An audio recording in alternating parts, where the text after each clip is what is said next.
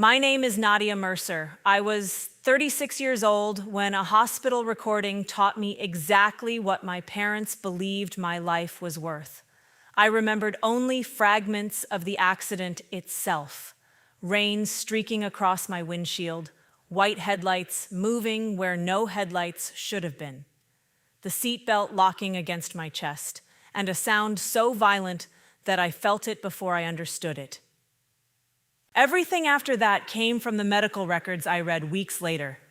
The collision left me unconscious with internal bleeding, a ruptured spleen, an unstable pelvic fracture, 3 broken ribs, a collapsed lung, and a traumatic brain injury. Surgeons removed my spleen, stopped the bleeding in my pelvis, and placed a tube into my chest so my left lung could expand again. I was critically injured, but I was not brain dead. I had no do not resuscitate order. The doctors believed I had a meaningful chance of recovery, and because waiting would have killed me, they treated me under emergency consent. After the first operation stabilized me, a charge nurse called the 2 people still listed on my emergency contact record, Paul and Denise Mercer, my parents. The hospital's coordination line recorded the call after an automated notice. The charge nurse explained that I had survived surgery, but remained unconscious. She asked my parents to come, provide my medical history, and help the team locate any advanced care documents. My mother did not ask whether I was in pain. She did not ask which hospital entrance to use. "She's just a burden," she said. "Let her go." The nurse told her that I had a real chance to survive. My father had heard everything. He did not correct my mother. He said the doctors could do what they thought was best, but he and Denise would not assume responsibility for my rehabilitation or long-term care. Then the call ended. The hospital did not let me die. My parents simply left me there with people they had never met and made it clear that if survival came with a cost, they wanted no part of it. For 6 days, neither of them visited. Neither of them called back. They did not ask whether I had opened my eyes, whether I was still on a ventilator, or whether anyone had found the friend I had legally trusted to speak for me. 6 full days passed without a single inquiry. On the 7th day, all 3 of them arrived together, my mother, my father, and my younger brother, Evan. Evan was carrying a document folder. I did not witness their first minutes in the hospital. Janine Brooks, the case manager assigned to me, described them later, and the timestamps in my visitor record confirmed her account. They went first to the intensive care room where I had spent the week. The bed was empty. The ventilator had been removed.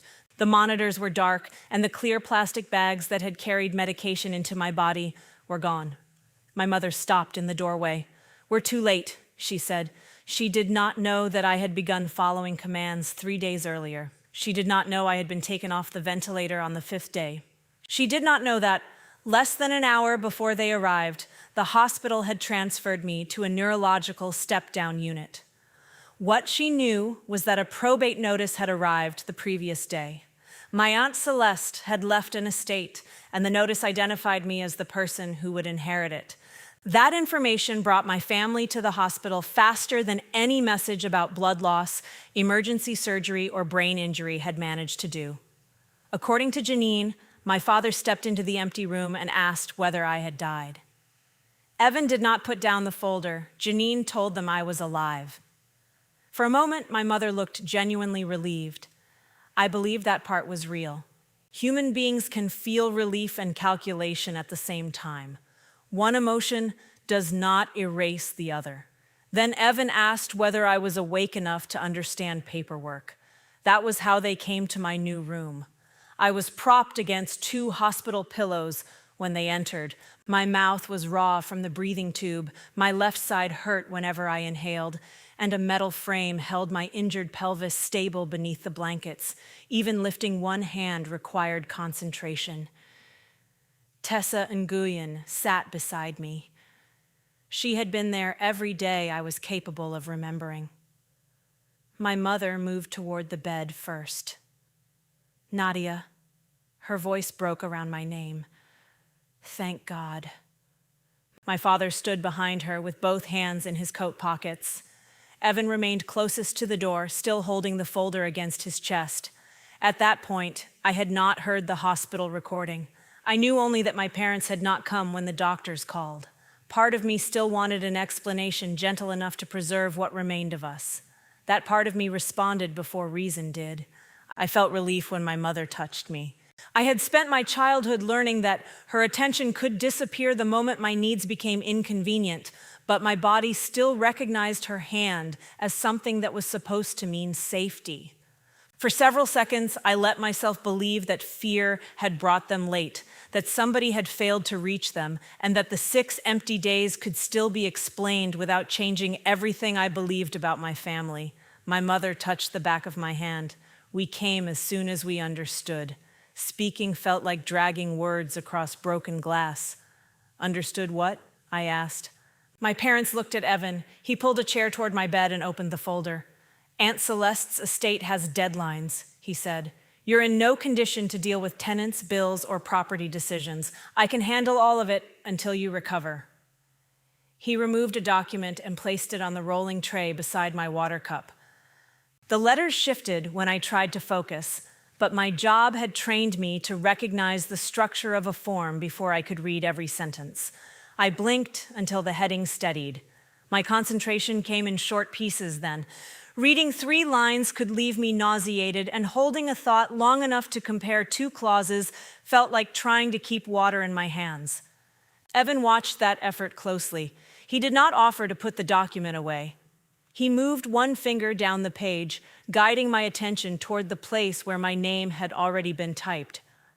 At the top of the first page were the words, "Durable power of attorney." Below them, Evan's name appeared beside the word agent. "It's temporary," he said. "It just lets me help." He turned to the signature page. My mother squeezed my fingers. "This is what family does, Nadia." Tessa leaned forward. "She isn't signing anything today." Evan's expression tightened. I asked Nadia. He was right about that much. The decision had to be mine. I looked from the blank signature line to the 3 relatives who had stayed away while strangers kept me alive. They had not brought me an explanation. They had brought me authority to give away. "No," I said. The word was quiet, but everyone heard it. My father exhaled as if I were being difficult. My mother's hand went still over mine. Evan closed the folder without removing it from the tray. And I understood that the most important question was no longer why my parents had left me. It was what had changed during those 6 days and how much of my life they intended to control now that surviving me had become valuable.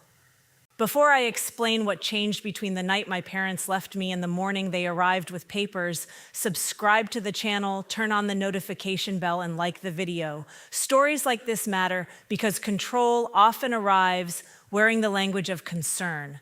And the truth is easiest to miss when the people asking for trust are family.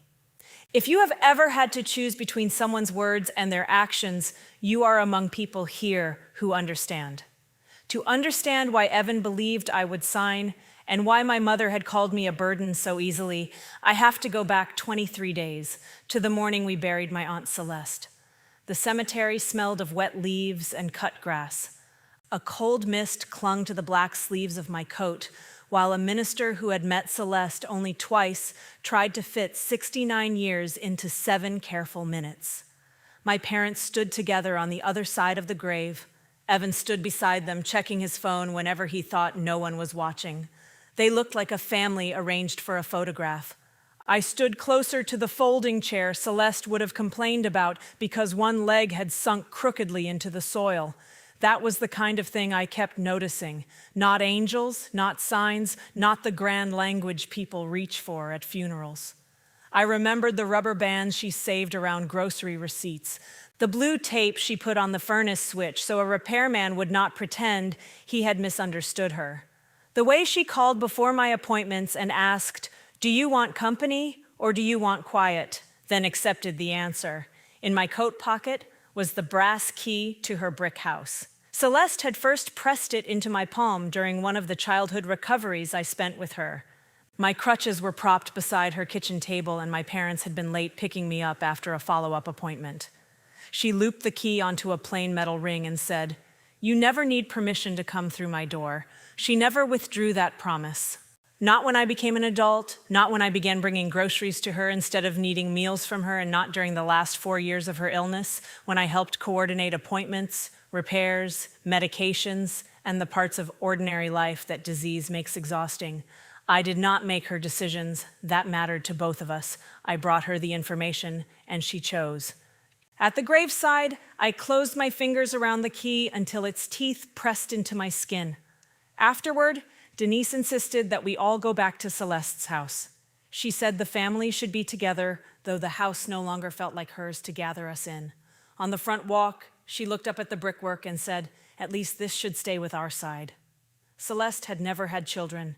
In my mother's arithmetic, that meant her property should move sideways to a sister and then down through that sister's family, preferably under Paul's judgment, and eventually Evan's management. Denise said none of this as a question. She spoke as if blood created an administrative chart no will could alter. That old arithmetic had begun long before there was property to divide. I was born with a hip disorder and had several operations between the ages of 6 and 14. Insurance paid most of the medical bills, but there were hotel rooms near specialists, rehabilitation visits, time away from work, and all the smaller costs that collect around a sick child. Those pressures were real. So was the fact that my parents discussed them in front of me as though I were an invoice they could not close. My mother could still list the nights she slept in hospital chairs. My father could estimate the wages he lost driving me to therapy. Every disagreement in adulthood carried the possibility that one of those numbers would be reopened. By 36, I paid my own rent, carried my own insurance, had retirement savings, and owed no major debt.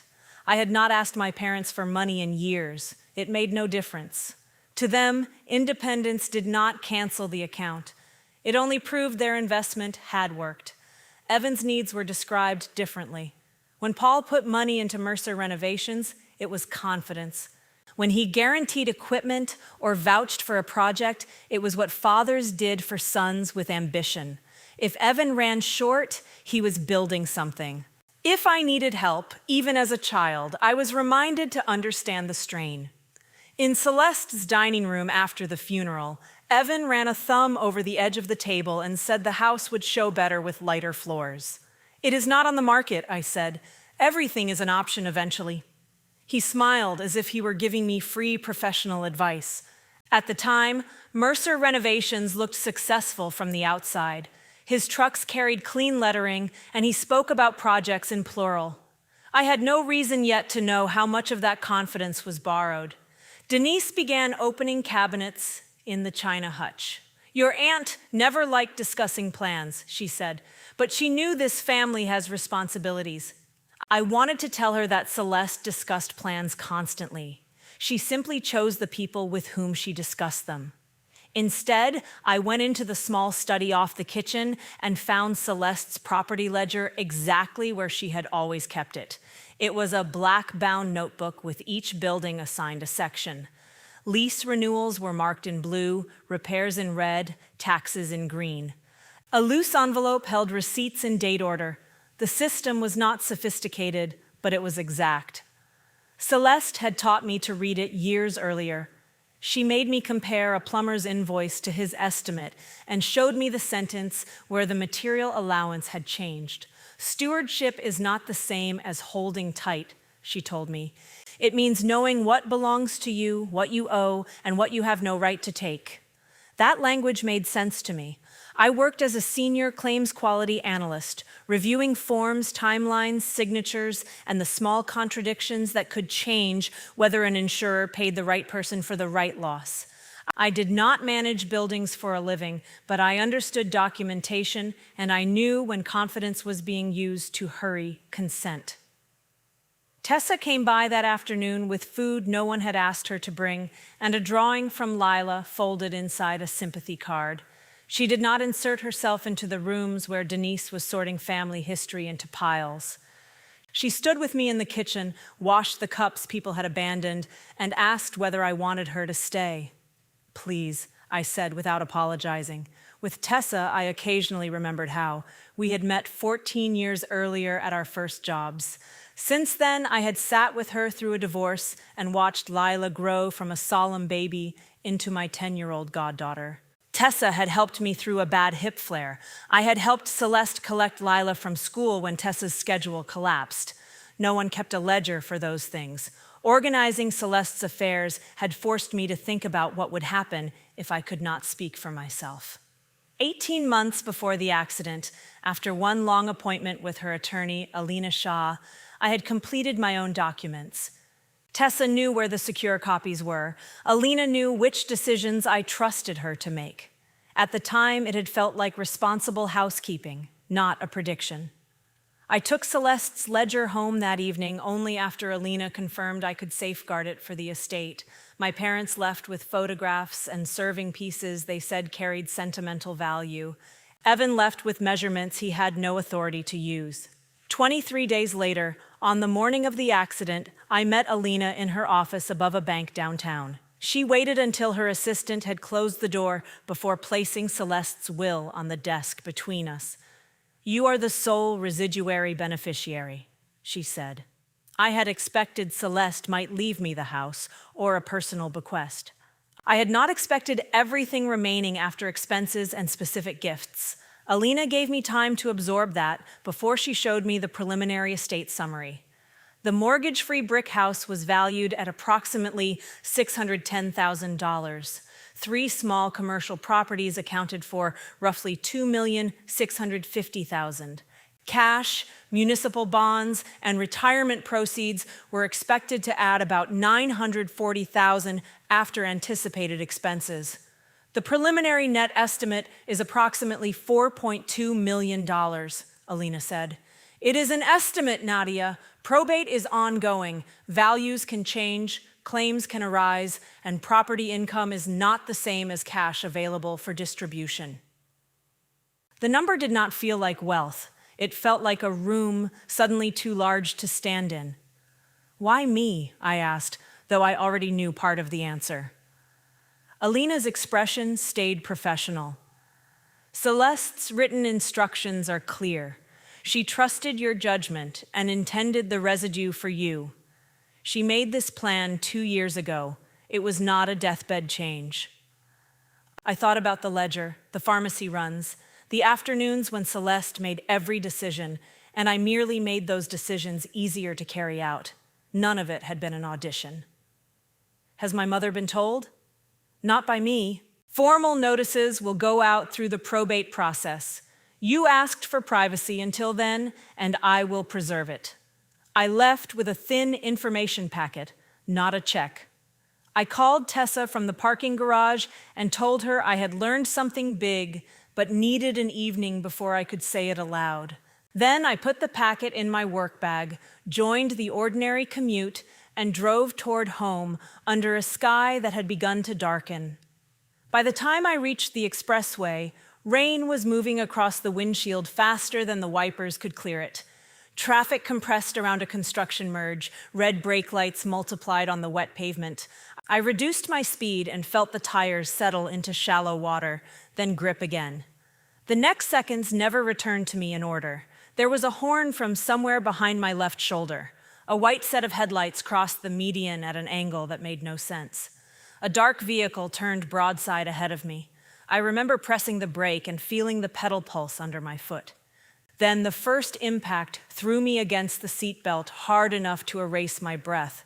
Metal folded. Glass moved through the car like bright rain. Something struck us from behind and drove my vehicle sideways. My left knee hit the console. The belt tightened low across my hips, and pain burst through my pelvis with a heat so complete it seemed to have its own sound. I tried to inhale and could not fill my chest. The cabin tilted, or my head did. Headlights appeared above me, then below me. I heard other horns, one continuous and one broken, and the wet scrape of tires that had nowhere safe to go. My last clear thought was not profound. I was trying to remember whether I had called Tessa back. After that came a flash of fluorescent light, a voice telling me not to move, and pressure over my mouth. I cannot say whether those fragments belong to the roadside or the trauma bay. Then even the fragments ended. The rest of that night existed for me in charts, imaging reports, operative notes, and the explanations Dr. Luis Ortega gave after I could remain awake long enough to understand them. I arrived at Bellwether Regional in hemorrhagic shock. My spleen had ruptured, and the unstable fractures in my pelvis were tearing small arteries faster than my body could compensate. 3 ribs were broken. My left lung had partially collapsed. A moderate traumatic brain injury had caused a small subdural bleed that required close monitoring but not brain surgery. The trauma team did not wait for a relative to authorize life-saving care. I was unconscious. Delay threatened my life. An emergency consent allowed treatment in my interest. Surgeons removed my spleen. Interventional specialists threaded a catheter to the bleeding pelvic vessels and blocked them. A chest tube allowed my left lung to expand. Once the bleeding was controlled and I was stable enough, an orthopedic team fixed the pelvis. Nothing about that was a loophole or a dramatic vote against my parents. I was not brain dead. I had no order refusing resuscitation. The clinicians believed survival with meaningful recovery was possible, so they provided indicated treatment. The call to my parents came after the first operation, when the immediate bleeding had been controlled and the hospital needed history, documents, and a person who would answer future questions. Their refusal deprived the team of useful information and told the staff not to expect them. It did not give them the power to stop care, so the hospital kept looking. A nurse used the emergency access screen on my phone and found Tessa's number. It was shortly before dawn when she answered. She later told me the nurse began by asking whether she knew Nadia Mercer, and Tessa said yes before the question was finished. She drove first to the hospital, learned what documents were needed, then went to my apartment with the spare key I had given her years earlier. Inside my secure file box was the healthcare directive I had signed 18 months before the crash. Within 9 hours of the collision, a scanned copy was in my chart. The hospital had verified it, and Tessa was formally recognized as my healthcare agent. That role did not make her my doctor. It did not allow her to replace a sound clinical decision with her preference, and it gave her no interest in my money. It meant that if a value-based choice arose while I could not speak, the hospital would ask the person I had selected rather than the relatives who had declined to come. Tessa asked practical questions. What had the scans shown? Which procedures were complete? What signs would indicate pressure from the brain bleed? Would I need vaccinations after losing my spleen? What could she bring when sedation was reduced? She wrote down answers and asked again when 2 departments used different words for the same thing. Mostly, she stayed. She sat beside a body that did not respond and spoke to me without demanding proof that I could hear. She told me which day it was. She read messages from Lila that contained school details too ordinary to be frightening. She kept lip balm in the bedside drawer. When the ICU staff asked her to leave for procedures, she left. When they allowed her back, she returned. I remained heavily sedated through the 3rd day. On the 4th, the record says I opened my eyes to voice and followed a command to squeeze 2 fingers. I have no reliable memory of doing it. My first memory, I trust, came later. Tessa's face floated above a field of white ceiling tiles. I knew who she was, but could not remember why she looked exhausted. I tried to speak around the breathing tube and panicked when no sound came. She put one hand where I could see it without touching me. "You're in the hospital," she said. "You were in an accident. The tube is helping you breathe. You're safe right now." On the 5th day, after I passed the breathing trial, the tube came out. Air scraping through my own throat felt like swallowing wire. Each cough pulled at my ribs, chest tube site, abdominal incision, and the metal holding my pelvis together. I could answer simple questions, but concentration arrived in narrow intervals. I lost the middle of sentences. Light made me nauseated. Once I became furious because I could not remember the word for blanket. 2 minutes later, I cried because a nurse had to help me reposition my leg. Tessa never told me not to cry. She asked whether I wanted the room dimmer. Janine Brooks introduced herself when I was alert enough to retain her name. She explained that she was coordinating rehabilitation, access, and discharge planning. Her tone was kind without becoming falsely intimate, which I appreciated even then. My first question about my family came out as a whisper. "Did Mom come?" Tessa looked toward Janine, not because she needed permission to tell me, but because neither of them wanted to overload me with more than I could hold. Janine answered. "Your parents have not contacted the hospital since the initial call. Evan? No inquiry from him either." I counted backward and lost track. Tessa told me it was the 6th day. I tried to construct explanations. My parents might have misunderstood which hospital. They might have assumed the directive made their presence unnecessary. Evan might have been traveling. The mind can use intelligence to protect a hope long after simpler facts have defeated it. On the 7th morning, Dr. Ortega said my breathing and neurological status no longer required intensive care monitoring. I still needed substantial help. I still could not stand. I still tired after a few questions, but I was stable enough for a neurological step-down unit. The transfer team moved me less than an hour before my family reached the ICU floor. Chronology had finally caught up with the folder beside my bed. I asked Evan to leave the document where it was. He interpreted that as renewed interest. He opened the folder again and began explaining that durable meant the authority would remain valid if my condition worsened, as though permanence were a courtesy he had arranged for me. "I know what durable means," I said. My voice was thin, and the effort of holding the conversation made the room pulse at the edges. I asked Tessa to move the tray closer. Then I read the first paragraph again, slowly enough that Evan shifted in his chair. Denise used the pause to offer the explanation I had wanted when she first touched my hand. "The hospital never made us understand how serious it was," she said. "There were so many calls and numbers. We thought they had everything handled." "Who told you that?" "I don't remember exactly. Your father spoke to someone." Paul looked at her. "We were told the doctors were proceeding. We had no useful role here, and we didn't want to interfere." He said it in the same tone he used to explain a repair that did not justify its estimate. His version made the absence efficient rather than cruel. "But now there are decisions that cannot wait," he continued.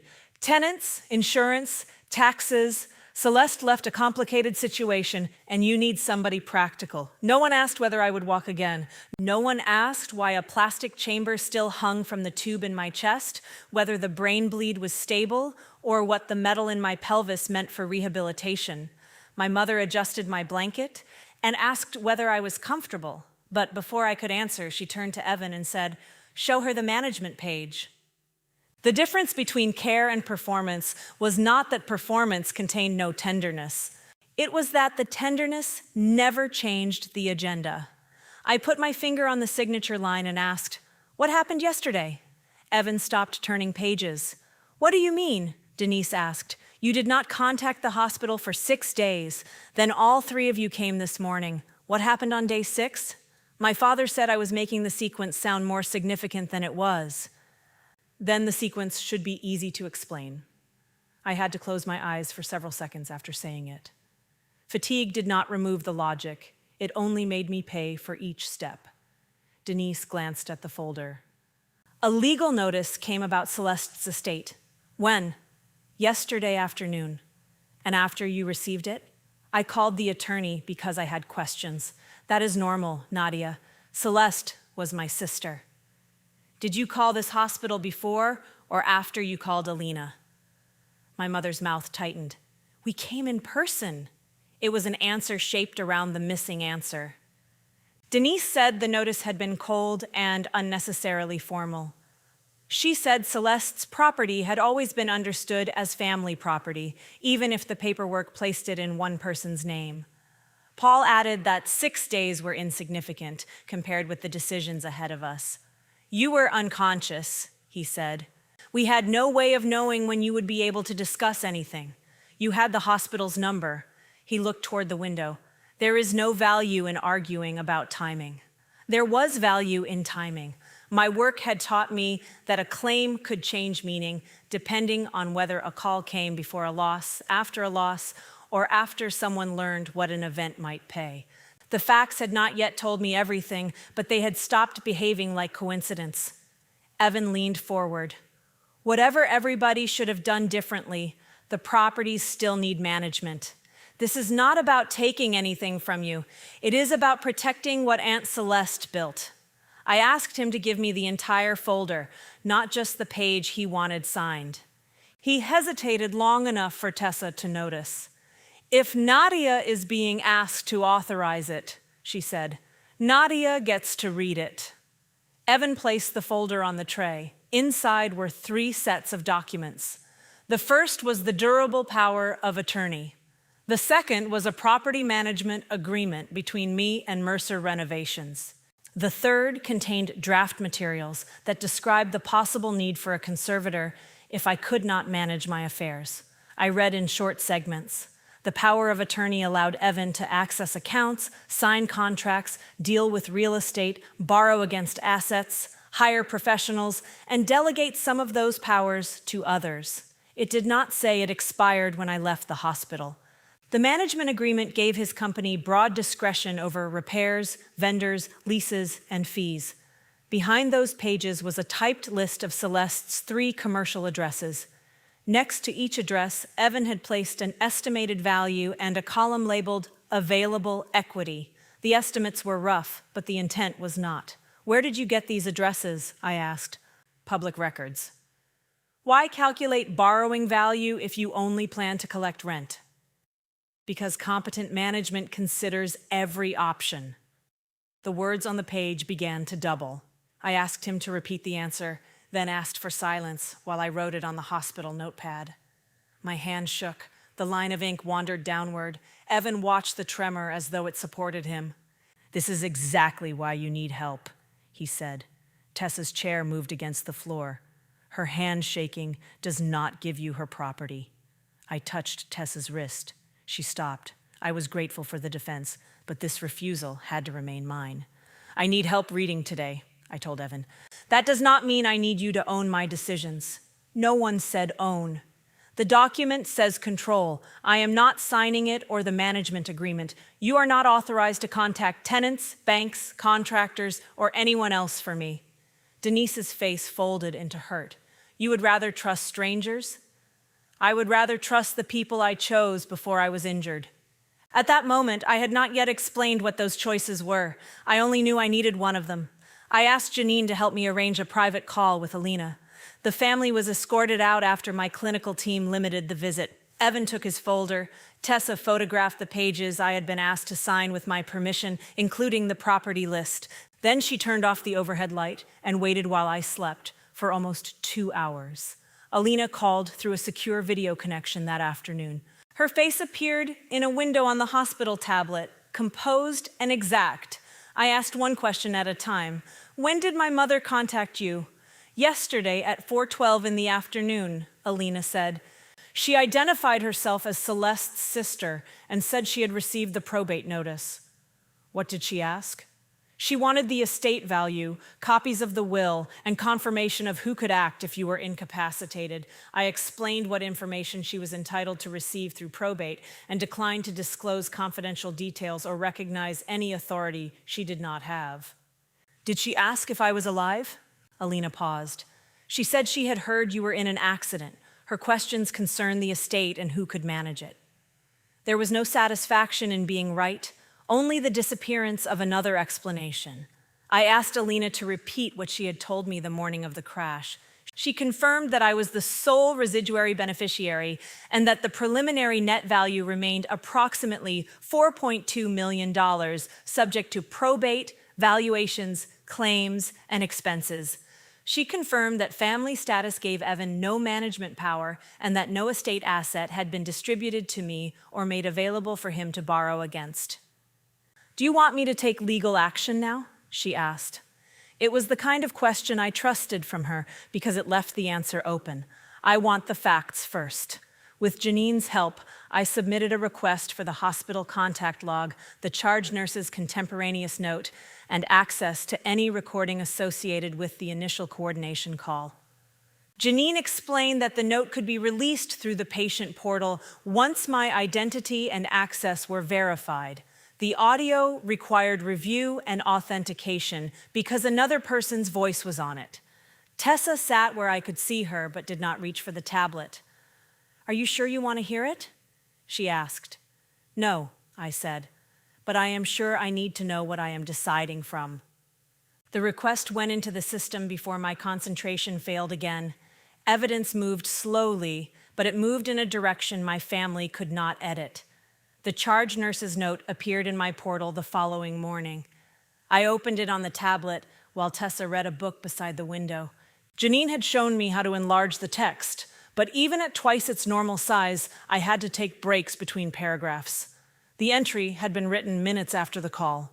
It recorded that the patient's mother and father had been informed I had survived emergency surgery and remained critically ill. It stated that they declined to come to the hospital, declined to assist with medical history or advanced care documents, and said they would not accept responsibility for rehabilitation or future care. The nurse had then notified the attending team and continued searching for another contact. There was no note about a failed connection, no uncertainty about where I was, no indication that my parents believed the hospital had no use for them. I read it 3 times, searching for the harmless interpretation I had promised myself I would consider. Perhaps declined meant they had wanted to wait until morning. Perhaps the nurse had misunderstood a question about insurance as a refusal of all responsibility. Perhaps 2 people who loved me had panicked and spoken badly. But panic might explain 1 sentence. It did not explain 6 days of choosing not to correct it. When the authenticated audio became available later that day, I asked Janine to remain within reach. Tessa pulled her chair near the bed without touching the tablet. She asked once more whether I wanted to wait until I was stronger. "If I wait until I am less hurt," I said, "I might use that time to make this gentler than it was." I pressed play. The automated recording notice sounded first. Then the nurse's voice, tired and professional, explaining that I had survived surgery and remained unconscious. My mother's voice came through more clearly than I expected. "She's just a burden. Let her go." The nurse answered that I had a meaningful chance to recover. Paul said the doctors should do whatever they considered medically necessary, but he and Denise would not take responsibility for my rehabilitation or long-term care. His tone contained no confusion. He was closing an obligation. The recording ended in less than 2 minutes. I did not speak. My body reacted before thought did. Heart rate climbing on the monitor, breath shortening against the injured ribs, fingers going cold. Janine stepped in and guided me through slower breathing until the numbers began to settle. A memory came back with painful precision. I was 13, home after one of the hip operations, listening from the couch while my parents counted travel costs at the dining table. I had needed help reaching the bathroom, but waited because their voices made every need feel like one more amount to add. I remembered the shame of my full bladder more clearly than the pain in my hip. The hospital recording did not create the belief that I was expensive to love. It proved that the old accounting had survived everything I had done to become self-sufficient. Tessa's eyes were wet, but she did not tell me what to feel. "Do you want me here?" she asked. I nodded. For a long time, that was the only decision I could make. The next morning, I asked Janine for the hospital's access forms. I removed Paul and Denise from permission to receive information about my condition. I confirmed that the directive naming Tessa as my healthcare agent remained in force. Through Alina, I confirmed that my existing financial authority remained where I had placed it. I restricted visits from all 3 family members unless I gave specific written consent. I did not yet replace the permanent emergency contact line. I wanted to make that choice when discharge was real and my hands were steadier. For the moment, I closed the informal routes through which my parents had always assumed they could enter. Denise called the unit repeatedly after staff stopped giving her updates. When Janine offered me the option of one supervised call, I agreed because some part of me still needed to hear what my mother would do when the evidence was named. "You are punishing us for one terrified conversation," Denise said. "You were unconscious. We had no information. And now you are on medication that is making you suspicious of everyone who loves you." The note says you had information. A note cannot capture what we were going through. Paul took the phone. "Blocking access makes basic planning impossible. If something changes, your mother and I need to know. Tessa needs to know. My doctors need to know. You chose not to." I ended the call before my mother could convert that sentence into a debate about gratitude. I did not feel powerful. I felt as though I had amputated a hope and been told the operation was successful. Losing access did not make Evan retreat. It made him search for another route.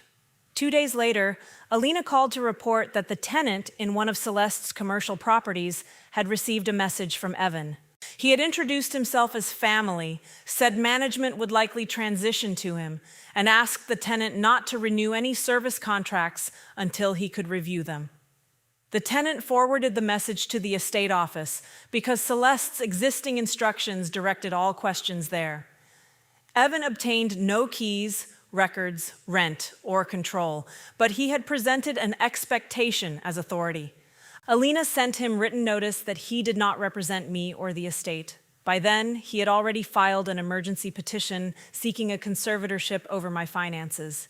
The papers described my traumatic brain injury, heavy medication, physical dependence, and inability to manage Celeste's urgent property obligations. They described my refusal to sign Evan's documents as evidence that I did not appreciate the risk to the estate. Denise and Paul submitted statements saying I was confused, unusually distrustful, and being isolated by non-family advisors. Filing those claims did not give them authority. It did, however, require an answer. When Alina read the petition to me, fear settled lower than the pain medication could reach. I could not get from the bed to a chair without 2 people and equipment. I lost words when I was tired. My signature wandered. In a room full of strangers, those facts could look like proof of the conclusion Evan had written for them. What if they see me like this and decide he is right? I asked. Alina did not promise an outcome. Then we make sure the court receives the difference between needing assistance and being unable to decide. We use records, not appearances. For the first time, the conflict was no longer a family argument contained in my hospital room. My capacity had become a filed question, and the people asking it had a financial emergency they had not disclosed. The emergency appeared in the disclosures attached to the petition and in lender records Alina obtained through the ordinary response process. Mercer Renovations owed approximately $680,000 across equipment loans, credit lines, vendor balances, and development financing. The number that explained the timing was smaller but more immediate. A $310,000 commercial note had to be restructured within 3 weeks of my accident. Paul and Denise had guaranteed part of the company debt. A line secured by equity in their home was exposed if Evan could not satisfy the lender's conditions. The borrowing column in Evan's hospital folder no longer looked theoretical. Authority over 3 income-producing properties would have allowed him to approach lenders with assets and revenue that did not belong to him. It would not automatically have produced cash, but it could have made his failing company appear supported by a much stronger balance sheet. Alina explained each number by attaching it to a document and a consequence. She did not say Evan had stolen money because he had not. She did not call the guarantees fraudulent because my parents had signed them willingly. The problem was simpler. All 3 of them needed access to value they did not own, and my refusal stood between their decisions and relief. "The petition calls this an estate emergency," I said. "It is primarily their credit emergency," Alina answered.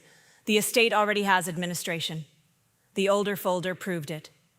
18 months before the crash, while I was healthy and employed, I had signed a healthcare directive naming Tessa as my agent. I had signed a durable financial power of attorney naming Alina as primary agent and Tessa as alternate.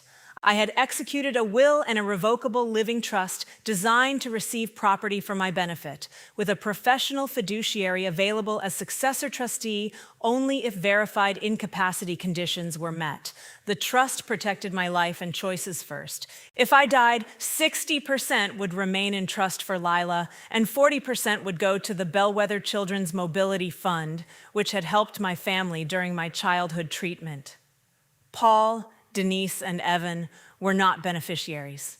Those terms had been chosen before Celeste died and before I knew I would inherit anything. Alina produced execution records, witness information, and her contemporaneous notes. The documents did not claim I would never need support. They established whom I had selected to provide it and built a less restrictive structure than giving my brother control over every financial decision.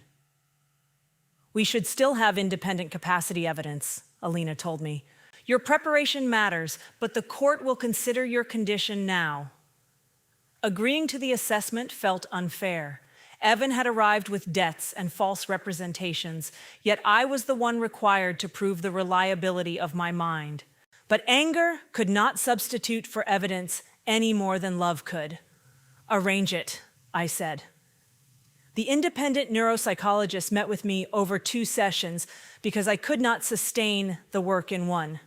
During the first, I lost the date by 1 day and had to ask for a break after 20 minutes. Pain tightened around my pelvis. A medication change left me drowsy, and when the evaluator gave me a list of words to remember, I recalled fewer after a delay than I expected from myself. Humiliation rose so quickly that I almost stopped. Fatigue is information, the evaluator said. It is not a moral failure. Tell me when you need a break. The assessment was not a contest for a perfect score. She asked whether I understood the decisions in front of me, could appreciate what different choices would do, could compare options rationally, and could communicate a stable choice. I explained that Celeste's properties needed leases, repairs, insurance, taxes, and accounting. I explained that I lacked the current physical stamina and specialized experience to manage those tasks personally. Then I explained why the answer was professional management under Alina's oversight, not an unlimited power of attorney to Evan. What is the consequence if you refuse him? She asked. His company may lose financing. My parents may face obligations they guaranteed. They may blame me. And if you authorize him, he could bind me to contracts, borrow against assets, choose his own company for work, and delegate authority. I could be responsible for decisions made to solve his debt rather than preserve my estate.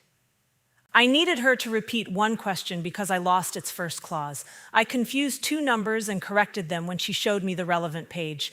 I asked to stop when the headache rose, then returned the next day. Her conclusion did not say I was unaffected by injury. It documented slowed processing, reduced stamina, pain, and the need for breaks and written information.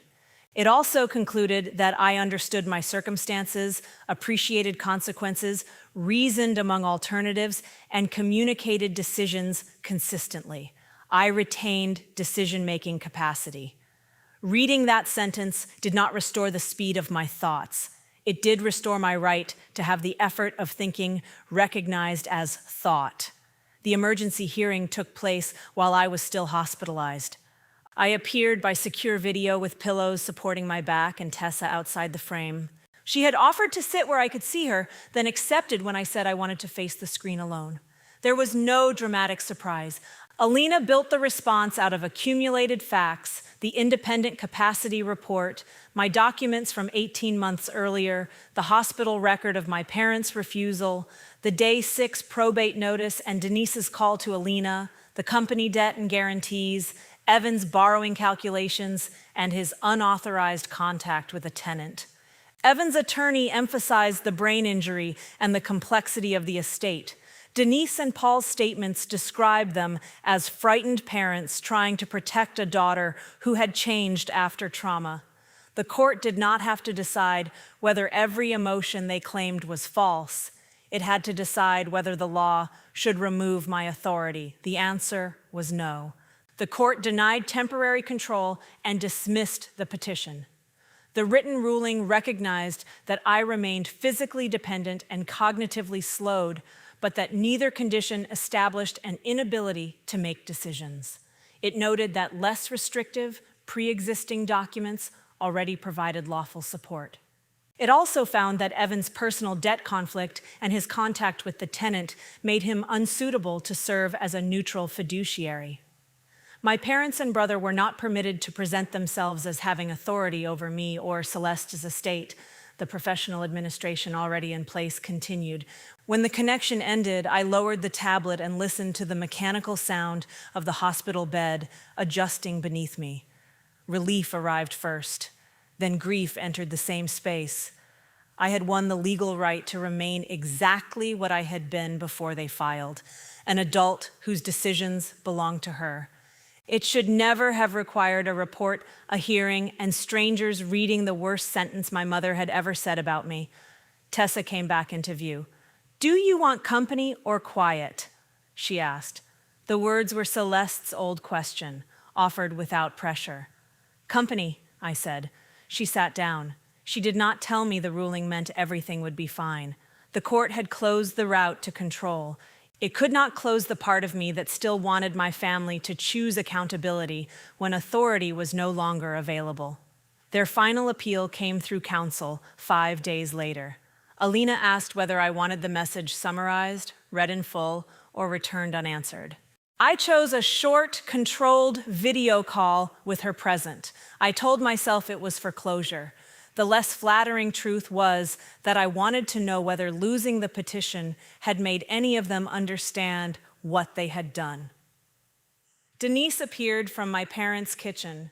Paul sat beside her, and Evan leaned against the counter behind them. My mother began with the house. "Your father and I have lived here for 31 years, she said. "Whatever mistakes were made, family does not let family lose a home." She said Celeste would never have wanted her sister afraid of foreclosure. She said the conflict had divided us at the moment we most needed unity. She did not say she had refused to come when I might have died. She called that conversation a mistake made under stress, then moved quickly to what my forgiveness should finance. Paul said the inheritance was the only practical solution. A limited loan, properly documented, could stabilize Evan's note and protect everyone's equity. In his version, declining to participate was not a boundary. It was waste. Evan called the proposal an investment. "The company has assets and contracts," he said. "This is a timing problem. You would earn interest, the properties would remain yours, and we could stop spending money on lawyers." I listened until Alina asked whether I wanted a break. "No." I looked into the camera. "I will not lend, pledge, guarantee, or invest estate assets in Mercer renovations. I will not discuss another structure for doing the same thing. Future communication goes through counsel and cannot concern money." Denise began to cry. Paul shook his head. Evan said I was choosing advisors over blood. I ended the call without telling them they deserved whatever happened next. Their debts did not require my curse to remain theirs. Mercer Renovations entered negotiated restructuring. The company did not vanish in a spectacular collapse. Its lenders extended some obligations, vendors accepted schedules, and Evan closed the speculative development arm that had produced the deepest losses. He retained a smaller remodeling operation under tighter terms. Paul and Denise had to address the home equity exposure created by their guarantees. Alina filtered the few factual updates that affected communication. I did not demand acceleration, contact their lenders, or interfere with negotiations. I also did not convert Celeste's estate into rescue money. For years, my family had treated consequences as proof that someone else had failed to help. Watching the debt return to the people who chose it did not make me happy. It made responsibility visible. My own work became rehabilitation. I entered inpatient therapy using a wheelchair. The first time 2 therapists helped me stand inside parallel bars, my legs trembled so hard I laughed from shock and then cried because laughter hurt my ribs. Progress arrived in measurements too small for anyone outside recovery to celebrate. Another minute upright, one transfer with less assistance, a shower completed before fatigue erased the rest of the afternoon. The walker came later. I hated it for 3 days, then loved the distance it returned to me. The cane came after that, along with the warning that using it was not failure and discarding it early was not courage. Pain remained. My processing speed improved, but did not snap back. I continued to need rest after dense paperwork and planned for outpatient physical and cognitive therapy after discharge. Tessa helped in ways that left room around me. She brought clean clothes and placed them where I could reach. She drove Celeste's ledger to a meeting with Alina, then handed it to me rather than speaking for me. When I apologized for the drive, the parking, the missed hour of work, she said, "Was it help you wanted?" "Yes." "Then let it be help." I began to notice how often sorry appeared before any need. Sorry I move slowly. Sorry I need the door. Sorry I cannot read this today. I did not stop at once. Sometimes I caught the word after it left my mouth and tried again. "Thank you for waiting," I would say. That felt different. Gratitude acknowledged care. Apology treated my existence as damage. Using Celeste's ledger as a guide rather than a relic, I approved an independent property management firm with Alina. The manager reviewed leases, scheduled repairs through unrelated vendors, and sent reports in a format I could examine when my concentration was strongest. I did not liquidate the buildings in anger, and I did not pretend stewardship required me to perform every task myself. The brick house needed changes before I could live there. A contractor widened the rear entry, added a secure handrail, adjusted the shower, and removed 2 interior thresholds that caught the tip of my cane. The work was modest and practical, the kind Celeste would have inspected with the invoice in one hand. My family sent letters through counsel. Denise wrote that she regretted how everything had been interpreted. Paul said time might restore perspective.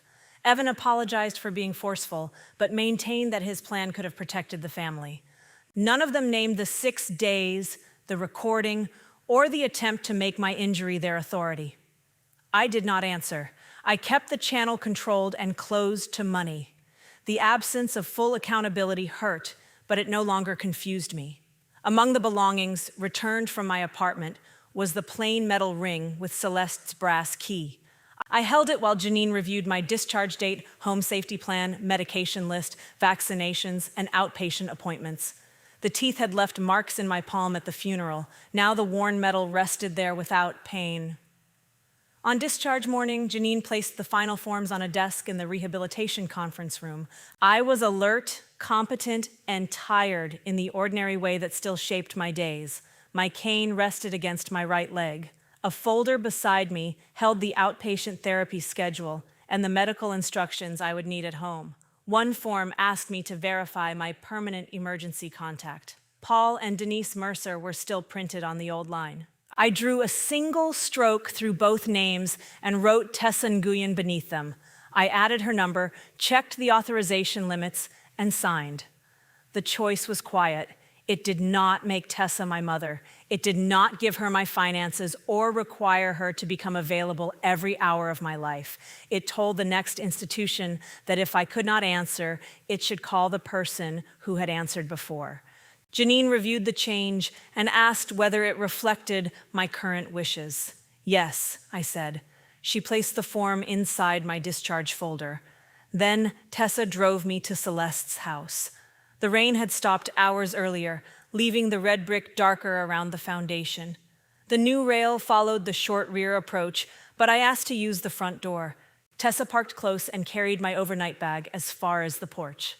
"Do you want an arm?" she asked. I tested my balance. "Not yet." She stayed one step behind and to my left, near enough to help if I asked, far enough that each movement remained mine.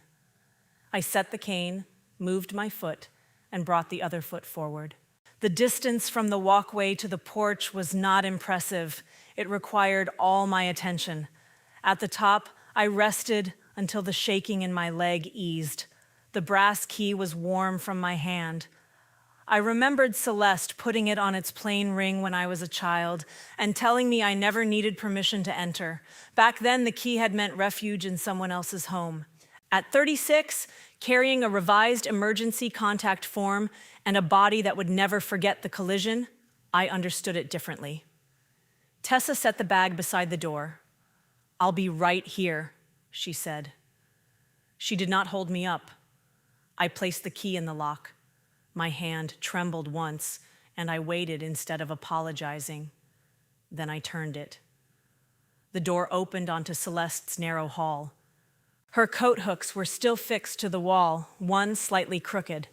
The house smelled faintly of wood, paper, and the lemon polish she used too generously. Grief moved through me, not only for Celeste, but for the parents I had kept hoping mine might become. Needing care had never made my life a debt. Accepting help did not transfer ownership of me to the person who provided it.